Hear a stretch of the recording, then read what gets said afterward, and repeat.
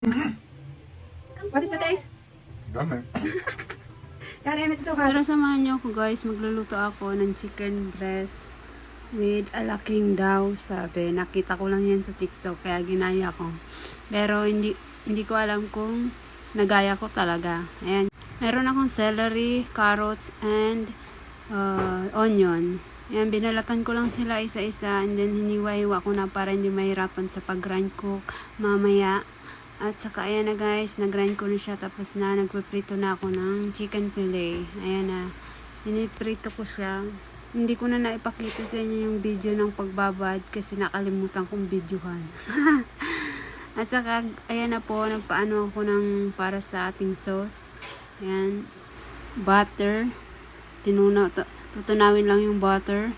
And then nilagay ko na yung vegetable na ginrind natin kanina. Ayan, lulutuin lang natin ng konti. And then maglalagay na tayo ng harina, 2 kutsara ng harina. Then ihalo natin, then lalagyan ng water. And then lagyan ko rin pala yan ng konting asin at paminta. Tapos nilagay na natin yung cream and then yung leaves ng parsley, and then luto na.